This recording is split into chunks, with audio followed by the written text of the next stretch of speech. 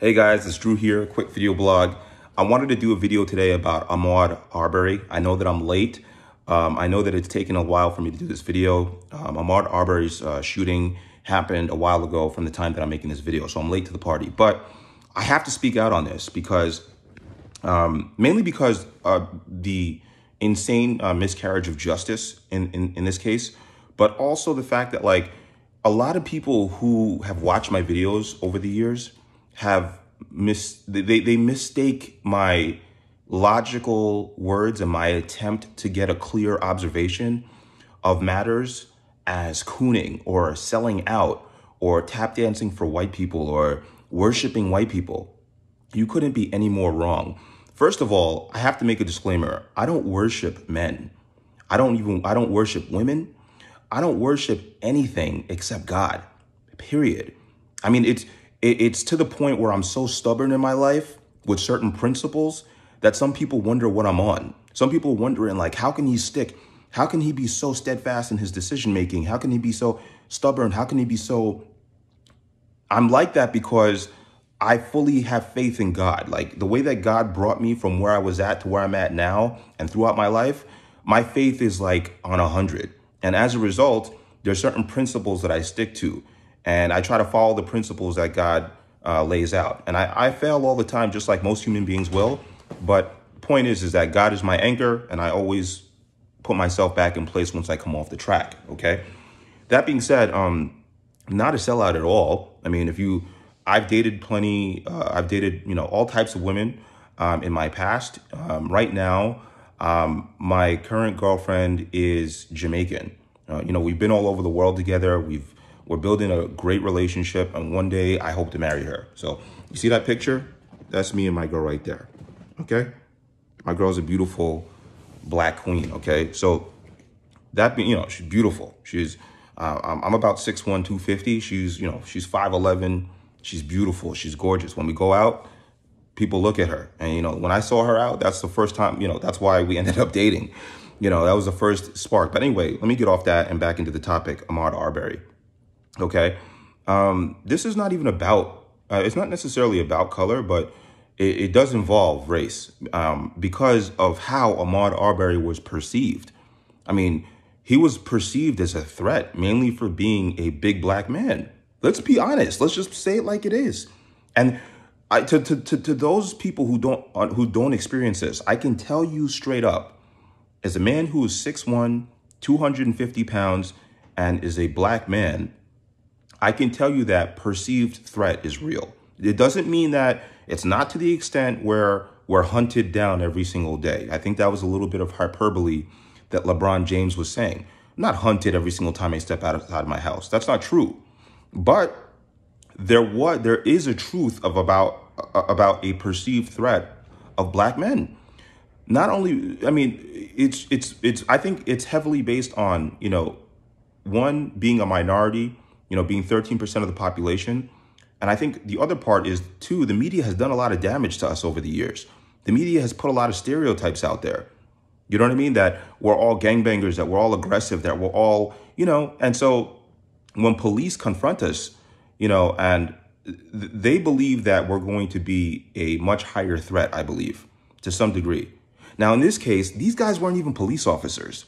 These guys assumed that Ahmaud Arbery was at a construction site and stealing things, okay? The owner of the property said he wasn't stealing anything, so that's false, okay? And even if they said that he was at a construction site, there's many people that go to construction sites, and there's video that shows that many people have been to the same site just out of curiosity, and they didn't get chased down. Ahmaud Arbery got chased down because there was a perceived threat about him. His history, whether he was a felon, whether he had a history, does not matter. It's irrelevant to the case. It doesn't matter.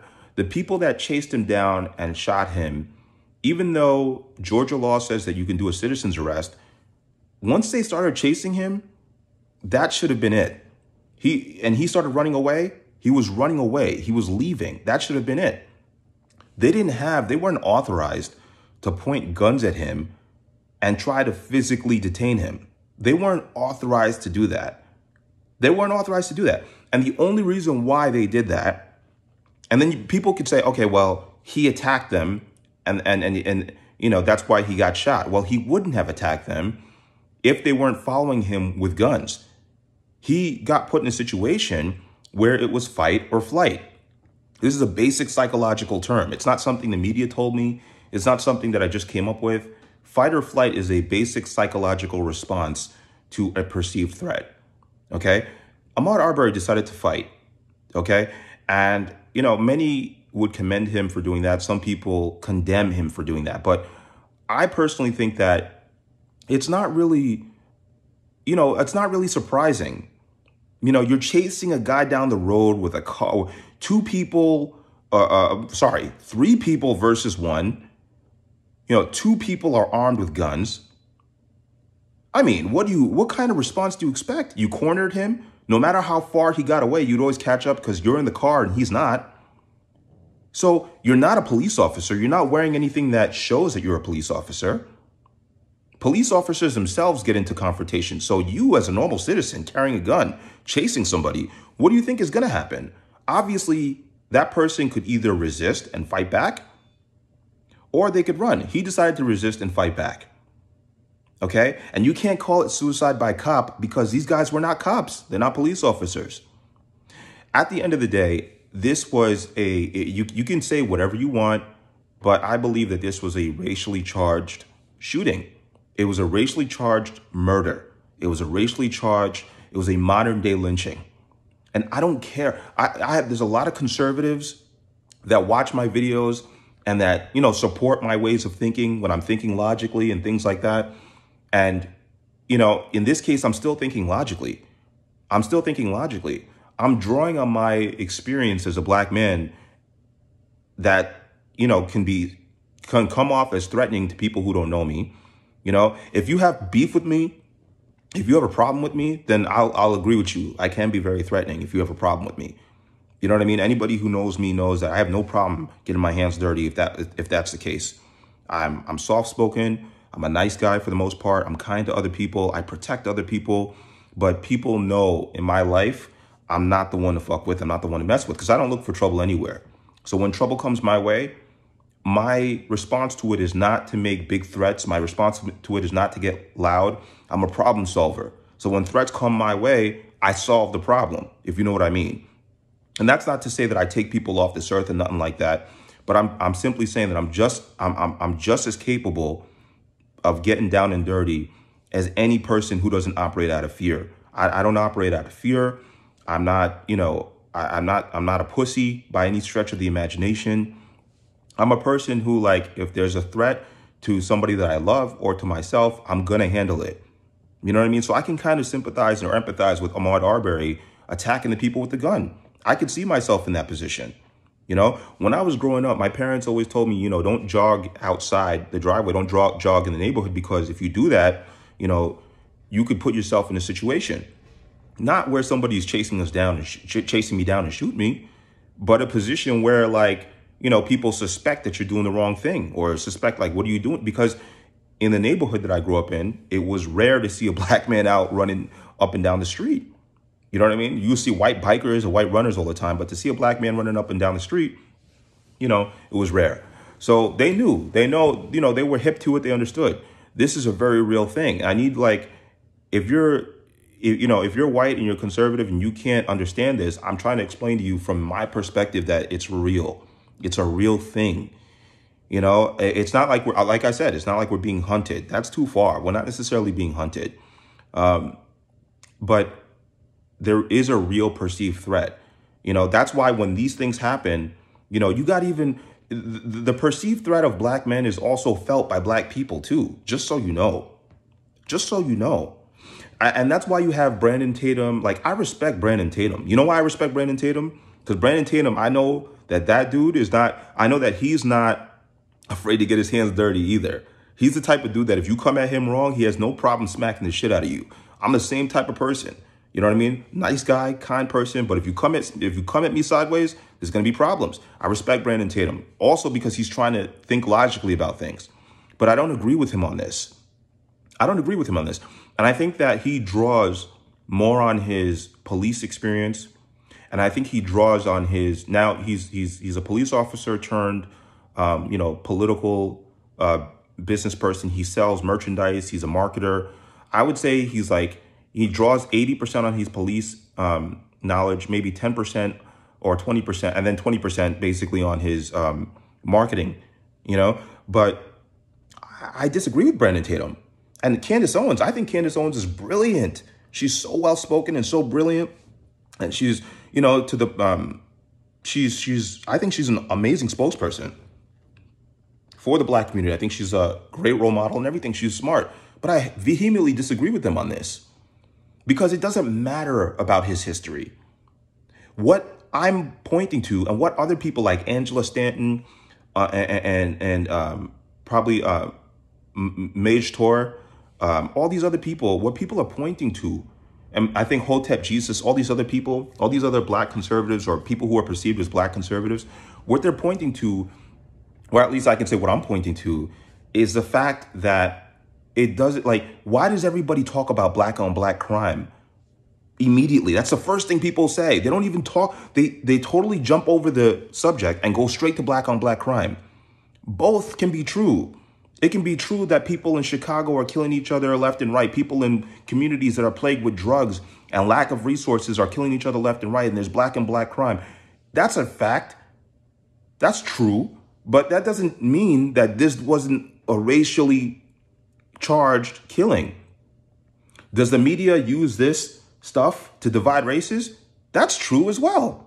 But that doesn't mean that Ahmaud Arbery deserved to be killed. It doesn't mean that this was not a racially charged killing. It doesn't mean that this was a justified killing. It doesn't mean that this was right. Those two men are murderers. It doesn't matter if the media, the fact that the media wants to divide the races is a fact. We know that. We know that there's Black on Black crime. That doesn't that doesn't do anything with it. That doesn't explain anything in this case.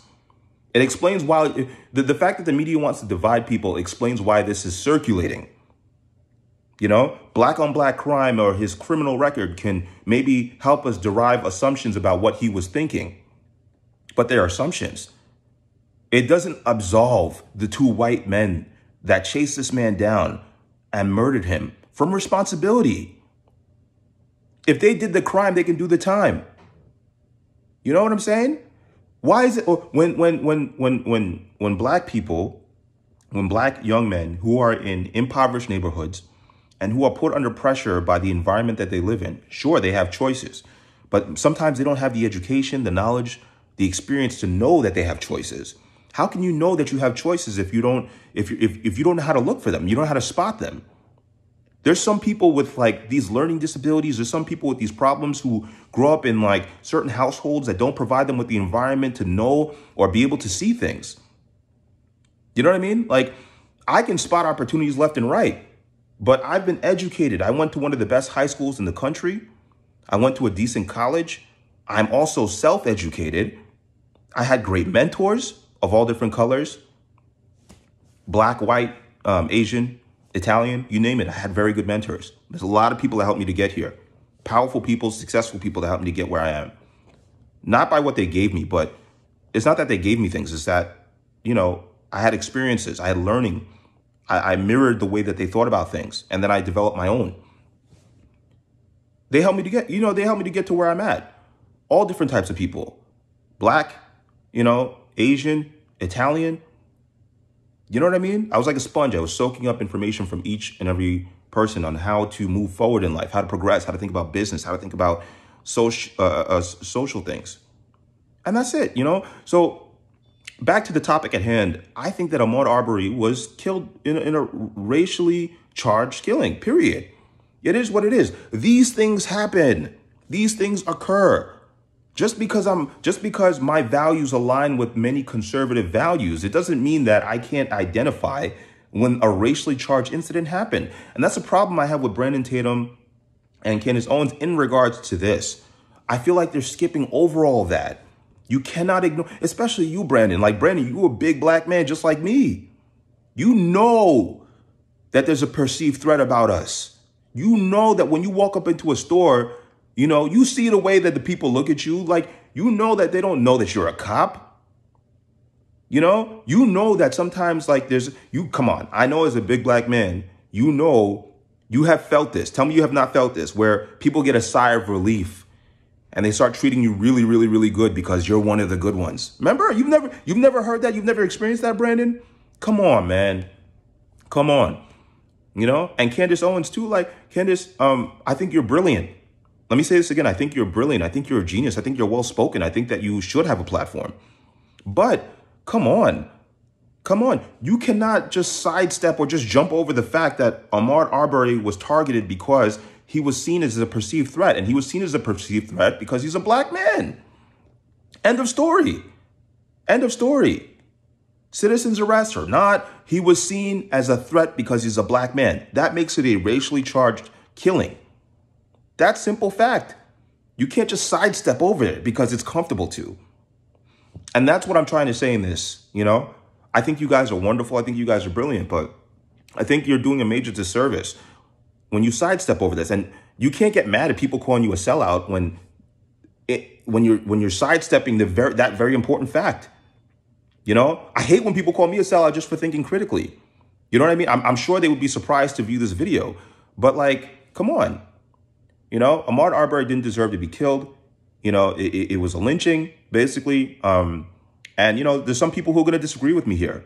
That's fine. We can disagree. That's how people grow. That's how people learn. But at the end of the day, these are my views. These are my thoughts. And for all you people who call me sellout, who call me coon, I guarantee you didn't see this coming. Not a sellout, not a coon, just an independent thinker. I think about right and wrong. I think just like anybody else should.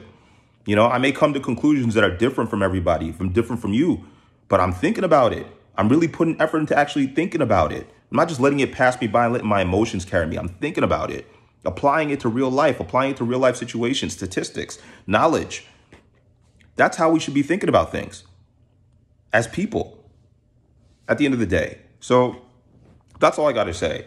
You know, I hope his family can recover from it. You know, I honestly hope that, and I hope this advances the conversation too about, these about black conservatives. You know, we don't all think the same. There's going to be disagreements within the black conservatives. We're not like, we're not just masses of non-thinking people. We think, you know, we're human beings that have the capacity to think, and that's what we do. And that's all I got to say. Peace.